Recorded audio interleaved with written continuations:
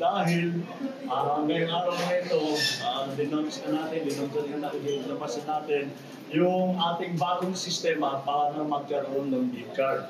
Yung BIC card, para mabigyan ng pagkakataon ng mga estudyante na sumakay ng tren, na kalahati lang, 50% ang discount, kalahati lang sa pamasahe ang pinabayaran. What was the calculation from 25 pesos? About to recto po yun. About to recto is 25 pesos na normal. Para sa estudyante, 12.50 na lang. Kaya napakalaking tulong yan. Dahil alam naman natin, students are on a very, very tight budget. So we're very happy to be able to launch this new system to give the gift card to our students. Unang-una, ang processing talagang pinabilis na natin na mabuti. Makakakuha ka na lang dati ang gift card, bago mo makuha yung gift card, 7 to 10 days ang processing. Ngayon, 3 minutes na lang.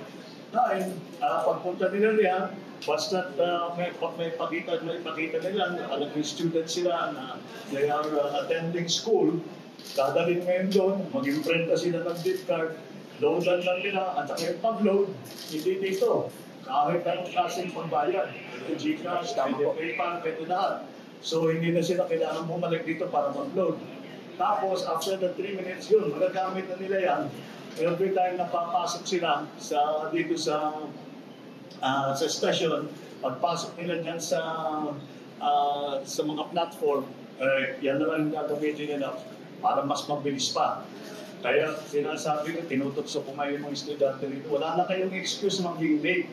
Kailangan talaga dahil sasabihin ko, hindi ko sir, kasi daming haba ng pila dun sa late.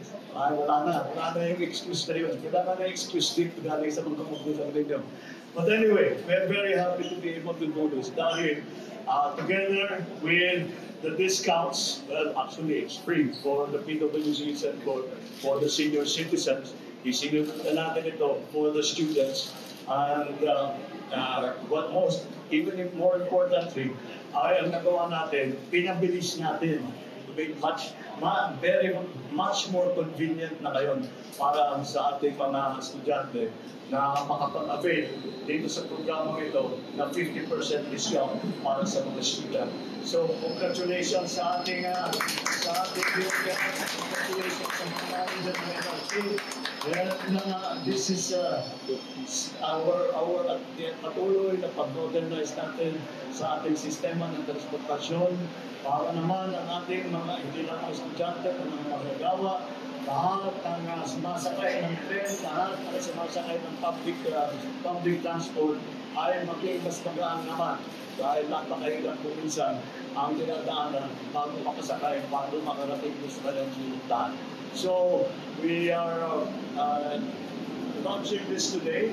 We will watch and see kung ano pa ang kailangan gawin. Titignan natin, siyempre, meron tayo, kailangan i-fine-tune dyan. Pero patuloy natin pinag-aaralan.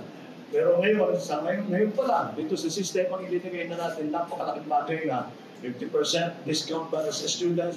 Napakabilis ang pagproseso para makatanggap ng gift card. Napakadali ang mag-load sa gift card. Kaya ito na po. At congratulations nga sa ating mga nakuha itong sistemang ito.